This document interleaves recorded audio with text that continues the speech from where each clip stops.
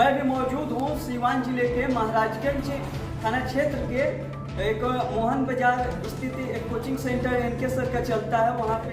और आपको बता दें कि एक एनके सर का स्टूडेंट है जो नीट क्वालिफाई किए हैं और महाराजगंज के लिए सौभाग्य की बात है, इन्होंने न भी महाराजगंज का पूरे जिले में परचम अपना लहराया है। और इनसे खास बातचीत करने के लिए मैं एनके सर भी मौजूद हैं और मैं इनसे खास बातचीत करूंगा कि कैसे इन्होंने महाराजगंज में रहकर संघर्ष किया और सफल हुए, नीट क्वालिफाई किए। तो चलिए इनसे खास बातचीत की शुरुआत करते हैं।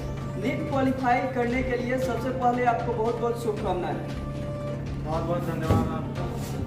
जी, आप अपना नाम बताएं और रैंक बताएं। मेरा नाम हुआ विनय गुप्ता, मैं यहीं पर पुरानी बाजार रहता हूँ महाराजगंज में। मेरा जो इस साल नीट में मार्क्स है 24 है और बच्चे टाइम 99.35 है और ऑडिटर है 11,470। जब पता लगा होगा कि आपका रैंक बढ़िया आया है और आप नीट क्वालिफाई कर चुके हैं, जो भी आपके साथीगण हैं या फिर शिक्षक हैं या जो भी रिलेशन के लोग हैं, फोन का आना शुरू हो गया होगा, तो कैसा अपने आप को देख रहे हैं? सच कहे तो मतलब ऐसे बहुत अच्छा लगता है जब आपका हार्डवर्क ऐसे काम कर जाए। ऐसे मतलब ऐसे हुआ था कि लास्ट ईयर मेरा दूसरा अटेम्प्ट था, तो लास्ट ईयर मेरा 7 मार्क्स से नहीं पाया था। तो इस बार तो मतलब रिजल्ट सुबह में ही आना था, तो सुबह होते होते रात को 11:15 बजे आया। दिन भर हमने वेट करा, तो जब आया रात को तो मतलब अलग ही खुशी होती है कि मतलब ऐसे जो हार्ड वर्क करा था हमने वो काम कर गया। सबसे पहले मैंने मतलब दोस्तों के कॉल आने शुरू हो गए, जैसे ही आया रिजल्ट तो ऐसे रिलेशन से भी कॉल आने शुरू हुए। फिर सबसे पहले मैंने सारे सर लोगों को बताया, जहाँ जहाँ मैंने कोचिंग ली बचपन से लेके आज तक पढ़ा, सारे सर लोगों को बताया कि हाँ सर मतलब हो गया सपोर्ट मिलता है कि आपके टफ टाइम में। जैसे मान लीजिए लास्ट ईयर मेरे जब 7 मार्क्स से जब रह गया था, तो ऐसा होगा कि लगता है कि छोड़ दिए। उस टाइम आपके टीचर ही होते हैं जो आपको गाइड करते हैं, पेरेंट्स होते हैं जो सपोर्ट देते हैं और फाइनेंशियली भी सपोर्ट देते हैं, क्योंकि हम सब ऐसे मिडिल क्लास में अपनी जाते हैं तो बार बार ऐसे फीस भरनी और ऐसे मतलब एक टाइम देना बच्चे को, वो एक अलग ही होता है। और ऐसे जो भी अच्छे पेरेंट्स होते हैं, सारे ही अच्छे पेरेंट्स होते हैं, तो बिना पेरेंट्स और टीचर के सपोर्ट के आप कुछ नहीं कर सकते। और मेरे जो सफलता में एक जो और खास उदाहरण है, एक मेरे बड़े भैया हैं, उन्होंने मतलब अभी नाइटी पटना से बीटेक करके अभी वो टाटा मोटर्स में सीनियर मैनेजर है। तो उनका तो अलग ही योगदान है। वो मतलब मुझे हर टाइम जब भी मैं डिमोटिवेट फील करता था, क्योंकि आपको ही पता है इतना बड़ा एग्जाम है, आपको हर रोज मेहनत करनी होती है। तो अगर आप एक वुमेन हैं, आप एक वुमेन बीइंग होते हैं, तो फिर आपको एक डिमोटिवेशन हो ही जाता है कभी कभी। तो उस टाइम वहीं थे हमेशा सपोर्ट करने के लिए। तो सबसे बड़ा एग्जाम उन्हीं का है, बाकी पेरेंट्स टीचर सभी लोग हैं। आप कितना देर पढ़ाई किया करते थे और क्या महाराजगंज में ही रहकर आपने तैयारी की या फिर अन्य जगह भी तैयारी के लिए? देखिए टाइम की बात करें तो सबका अपना होता है। मेरे हिसाब से तो मेरा 5 से 6 घंटे मोर देन मतलब नीट के लिए, क्योंकि अगर 14 घंटे 15 घंटे एक बार ऐसे सोच भी ले तो नहीं पॉसिबल नहीं है। और अगर आप करते भी हैं तो मतलब एक दिन करेंगे फिर 3 दिन नहीं कर पाएंगे, तो उससे अच्छा है जो भी करिए डेली बेसिस पे करिए। 5 से 6 घंटे काफ़ी है करने के लिए। और जहाँ तक बाहर जाने की बात हुई तो मैंने 11th-12th यहीं से करा, यहीं आगे बिहार से। और साथ में मतलब ऐसे तो आपको भी पता है कॉलेज में उसकी क्या सीन है। उसके बाद से कोचिंग करते हैं, तो मैंने यहाँ पे फिजिक्स के सर और भी जगह पढ़ा, मतलब यहीं पे कोचिंग ली। फिर 12th के बाद मैं 1 साल कोटा गया एजेंट में। आप कहाँ से मोटिवेट हुए कि आपने नीट क्वालिफाई किया? कहीं ना कहीं से आपको प्रेरणा मिली होगी। देखिए जो ऐसे डॉक्टर बनने का एक था कि जब कभी नीट नाम नहीं सुना था कि नीट भी कुछ होता है, ऐसे होता है। बस एक डॉक्टर सुना था बचपन में 3rd-4th क्लास में। तो होता है कि एक होता है कि मोटिवेशन है डॉक्टर बनना ही है। बस जब आगे जाते हैं तो पता लगता है कि डॉक्टर बनने का रास्ता क्या है, तो वहीं पता लगता है कि हाँ नीट है, जो पेपर देखिए आप डॉक्टर बनते हैं। तो एक मेरा बचपन से ये था कि डॉक्टर बनना है। इसका ये है कि मतलब अपने जो मतलब गांव देहात के क्षेत्र हैं, यहाँ पे आपको भी पता है कि डॉक्टर्स की कितनी कमी है। और मतलब ऐसे एक्सपीरियंस मतलब ऐसे डिग्री वाले डॉक्टर के अभाव में लोगों को मतलब जाना पड़ता है झोलाछाप डॉक्टर के पास, वहाँ पे कितने पेशेंट मतलब ऐसे जान चली जाती है, मतलब बहुत प्रॉब्लम है। तो मतलब अभी अपने सोसाइटी की तो मुझे सबसे बड़ी प्रॉब्लम लगी कि वहीं डॉक्टर्स की कमी, बस इसीलिए मेरा बचपन से ही पैशन था डॉक्टर बनने का। फिर आगे पता चला कि उसके लिए नीट देना पड़ता है, तो फिर नीट दिया और फिर पेपर में पास हुआ। पढ़ाई के क्रम में किन किन परेशानियों का सामना करना आपका पड़ा होगा आपको? देखिए ऐसे मतलब ऐसे बोल सकते हैं कि फाइनेंशियली कोई दिक्कत नहीं है, भैया हैं तो ऐसे कोई बात नहीं है, पेरेंट्स है। लेकिन अगर एक बात करें कि ये जो पेपर है नीट का, तो इसमें 18-19 लाख बच्चे बैठते हैं और सिलेक्ट 10-15 हज़ार होते हैं। आपको नियरली 100 से भी ज़्यादा लोगों में एक बनना पड़ता है, मतलब जो सक्सेस रेट है 1% से भी कम है। तो अगर आपको ऐसे है तो कुछ यूनिक है आप, इसका मतलब तभी आप कर पाएंगे। और देखिए मतलब आप जाएंगे भी तैयारी करने, कोई भी जाता है तो प्रॉब्लम्स आएंगी। प्रॉब्लम से आती है कि आप पढ़ते हैं फिर भी मार्क्स नहीं आता, मतलब बहुत मेहनत करते हैं, तो उस टाइम मतलब खुद में सेल्फ बिलीव अपना होना चाहिए, सेल्फ मोटिवेट करते रहना चाहिए। और जब कभी भी ज़्यादा डिमोटिवेट फील हो तो फिर अपने स्टार्टिंग को याद करना चाहिए कि क्या सोच के मैंने शुरू करा था, कि हाँ सोच के आया कि डॉक्टर बनना है, फिर खुद ही मोटिवेशन आ जाता है, फिर आप दोबारा अपना मेहनत कर पाते हो। आगे का लक्ष्य आपका क्या है? आगे यही है कि मेरा अभी काउंसलिंग वगैरह होगा तो फिर जिस कॉलेज में जाएंगे वहाँ से अच्छे से एमबीबीएस करना है, फिर वहाँ से आगे और भी जो एमडी होते हैं या फिर एमएस मतलब एमबीबीएस में जाएंगे तो पता चलेगा कि हमारा रुझान किधर है, हमें मतलब क्या हम अच्छा कर पाएंगे, फिर वो करना है, फिर मतलब इसी फील्ड में बहुत आगे करना है। जी सपना। जो भी छात्र छात्रा है जनरल कंपटीशन की तैयारी कर रहे हैं या किसी भी फील्ड में, तो उन लोगों के लिए आप क्या मैसेज देना चाहेंगे? देखिए मैंने अभी वहीं बोल ही दिया कि अगर आप बोर्ड्स के लिए पढ़ते हैं, 11th-12th के बोर्ड बिहार बोर्ड के लिए पढ़ते हैं तो वो तो ठीक है, हो ही जाएगा कि मतलब हाँ पास तो हो ही जाना है कैसे भी करके, या फिर मार्क्स इतना भी होता है। लेकिन अगर आप कंपटीशन या फिर नीट जेईई कोई भी कंपटीशन करते हैं तो किसी भी अच्छे कॉम्पिटिटिव एग्जाम में आपकी जो सक्सेस रेट है वो 1% से भी कम है। तो मतलब आपको यूनिक बनना है, तो इसके लिए हार्ड वर्क के साथ स्मार्ट वर्क में होना चाहिए कि हमें क्या पढ़ना है क्या छोड़ना है ये भी पता होना चाहिए। पढ़ना सबको पता है कि हाँ ये पढ़ना होता है, लेकिन छोड़ना बहुत कम ही लोगों को पता होता है कि क्या छोड़ना है, उसके लिए अच्छे गाइडेंस की जरूरत होती है। तो मतलब स्मार्ट वर्क करना है और जो भी मेहनत करना है 5 से 6 घंटे डेली बेसिस पे करना है, तो आप आराम से कर लोगे। नीट क्वालिफाई करने में क्या इंटरनेट की भूमिका रही है, कितना आपने सपोर्ट लिया इससे?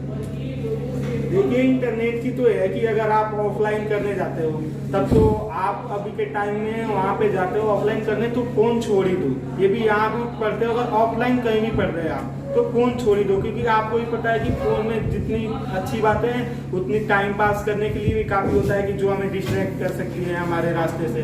तो मैं तो जब कोटा गया था ऑफलाइन तो मैंने अपना स्मार्टफोन बंद कर दिया था, मैं उस टाइम कीपैड वाला फोन यूज कर रहा था। और अभी भी है कि अगर आप यहाँ पे पढ़ते हैं, क्योंकि देखिए ऑनलाइन में तभी काम है जब टीचर आपके पास नहीं होंगे, मतलब आप फिजिकली ऑफलाइन क्लासेस नहीं अटेंड कर रहे हैं तभी आपको ऑनलाइन की जरूरत पड़ेगी, कुछ डाउट्स वगैरह आ रहे हैं तो सॉल्व करने के लिए ऑनलाइन।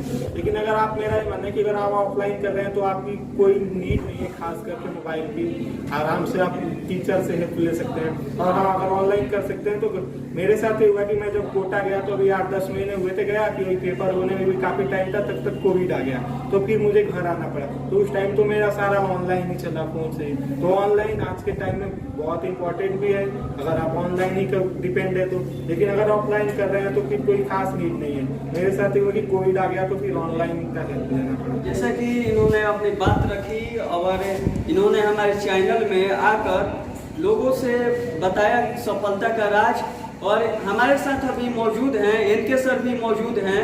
और मैं कहना चाहूँगा कैमरा पर्सन से कि एक बार तस्वीरें दिखा दे क्लासरूम की, कि इसमें कुछ खास नहीं है, फिर भी बच्चे को कैसे मोटिवेट इन्होंने किया है कि कई बच्चे जनरल कंपटीशन में पास हुए हैं, और इनसे हम बातचीत करेंगे। सर सबसे पहले हमारे चैनल में आपका स्वागत है। आपके चैनल को सुनने वाले जितने भी श्रोता हैं सभी को मेरे तरफ से बहुत बहुत हार्दिक शुभकामनाएं। जैसा कि विनय जी का रिजल्ट आया तो आपको कैसा फील हुआ? जब आपको पहली बार सुनने को मिला कि मेरे स्टूडेंट क्वालिफाई किए? देखिए, दुनिया का कोई भी टीचर अगर उसका विद्यार्थी किसी भी एग्जाम एंट्रेंस को क्वालिफाई करता है तो उसे बेहद खुशी होती है। वो इतनी खुशी होती है कि उसके लिए कोई वर्ड नहीं है उसको बयां करने के लिए।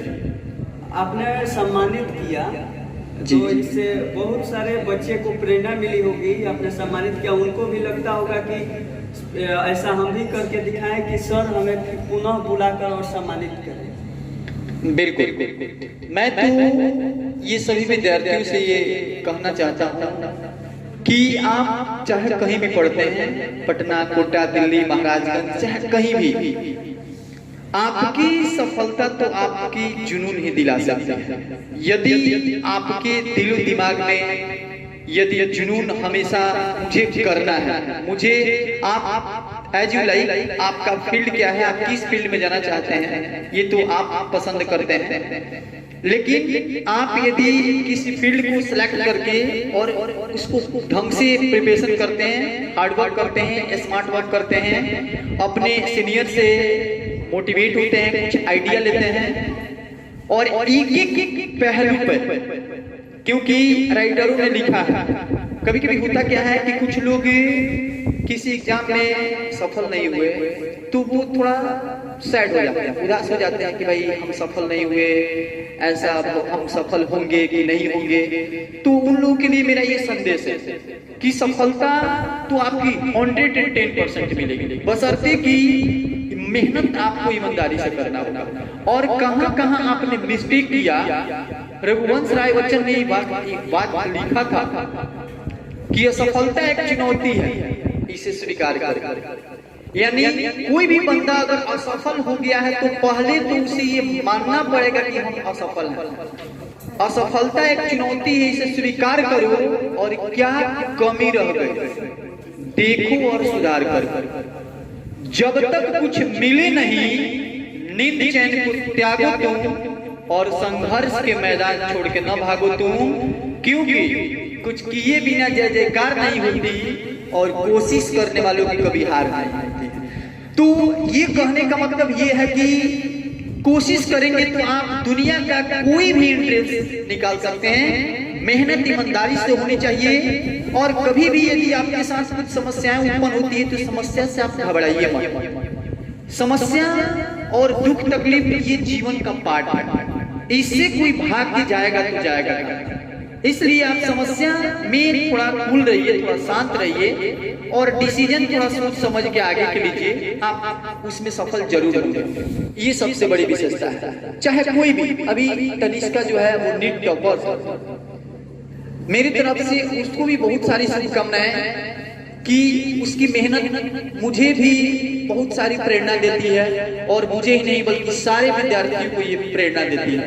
कितना उन्होंने वर्क किया। मैं एक बात बता दूं, इतना बढ़िया उसने एक बात बताया, जिस बात को मैंने क्लास में भी कई बार कहा। उसने कहा कि जब आप पढ़ाई कर रहे हैं तो उस समय आप ये सोच के मत पढ़िए कि मुझे टॉपर्स बनना है, मुझे 1 रैंक चाहिए। बस आप वर्क कीजिए, आप इतना ईमानदारी से कीजिए और उसमें एंजॉय कीजिए। जिस दिन आप अपने वर्क में एंजॉय करेंगे उसको तो आपको उसमें बर्डन नहीं लगेगा। लोग बोलते हैं 5 और 6 घंटा पढ़ना, आप 24 आवर्स आपके दिमाग में पढ़ाई चलेगी और आपको लगेगा भी नहीं कि हम कब सोए हैं और कब पढ़ रहे हैं, क्योंकि वो आपका पार्ट बन जाएगा, वो आपका थॉट बन जाएगा। और जो चीज हमारी फेवरेट होती है उसको हम कितना टाइम देते हैं आपको खुद ही पता नहीं होगा या किसी को भी पता नहीं होगा कि जो उसका फेवरेट। कुछ लोग मूवी देखते हैं, कुछ लोग सीरियल देखते हैं, 3 घंटा कौन बोले वो 6 घंटा देखते रह जाएंगे। लेकिन कोई पूछा गया कि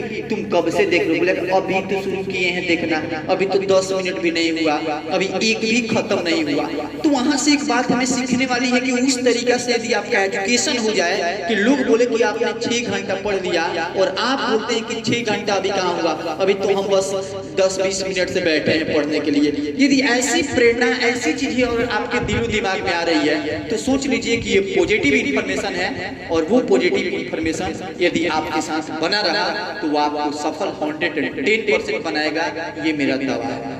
विनय गुप्ता जी ने न कि ये महाराजगंज का बल्कि ये पूरे जिले में नाम रोशन किया है और इन्होंने परचम रहा है अपने सिवान जिले का।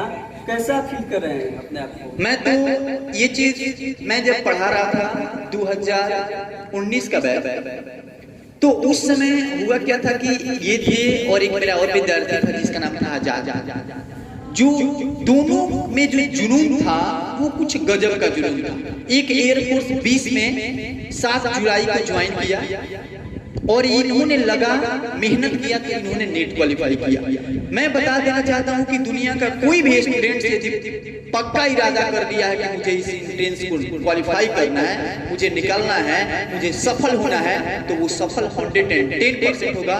दुनिया की कोई ताकत नहीं रोक सकती है। और मैं एक बात बताना चाहता हूं कि जो लोग बड़े बड़े क्लासेस, बड़े बड़े इंस्टीट्यूट्स में पढ़ के यदि नीट क्वालिफाई करते हैं तो ये कोई बड़ी बात नहीं है। एक महाराजगंज के जैसा और बिहार बोर्ड के विद्यार्थी अगर नीट क्वालिफाई करता है तो ये बहुत बड़ी बात है। इसकी जितनी सराहना किया जाए वो कम है। ये सबसे बड़ी बात है कि उन्होंने बिहार बोर्ड से पढ़ करके और नीट क्वालिफाई किया है। रैंक तो बहुत बढ़िया है एक मीडियम क्लास के स्टूडेंट्स के लिए। और बिहार बोर्ड से पढ़ के और इतने छोटे से जगह महाराजगंज से पढ़ के इन्होंने नीट क्वालिफाई किया। प्लस इन्होंने बहुत सारे और भी ऑनलाइन से लेकर के ऑफलाइन टीचर से और क्लासेस अटेंड किए। और ये तो करना ही पड़ेगा, चाहे आप दुनिया के किसी भी टीचर्स के पास पढ़ रहे हैं, आपको तो मेहनत करना पड़ेगा। ज्ञान क्या है? आपको जहां से मिलता है आप लीजिए। ये तो लुटाया जा रहा है, वो डिपेंड करता है कि आप कितना आपको चाहिए, आप कितना ले पा रहे हैं। तो ये तो आपके ऊपर डिपेंड करता है। जो भी छात्र छात्राएं जनरल कंपटीशन की तैयारी कर रहे हैं उन लोगों के लिए क्या आप मैसेज देना चाहेंगे? बस एक ही मैसेज देना चाहेंगे कि अभी तो मैंने इसके पहले ही बताया कि दुनिया के कोई भी एंट्रेंस एग्जाम हो, चाहे वो सिविल सर्विसेज हो, चाहे जनरल कंपटीशन हो, चाहे नीट हो, चाहे IIT हो, जितने भी हैं ये सारा डिपेंड करता है आपका जुनून। आपका जुनून यदि आपने ठान लिया है कि मुझे ये करना है और उसके लिए ईमानदारी से यदि आप मेहनत कर रहे हैं, अगर आप पीछे नहीं हट रहे हैं, आपके साथ में बहुत सारी समस्याएं उत्पन्न हो रही है, फिर भी आप एकदम लगे हुए हैं कि मुझे तो करना है, तो आप 110% एक ना एक दिन अपने मंजिल को प्राप्त जरूर करेंगे। ये दावा है। बहुत बहुत शुभकामनाएं दोनों आदमी को।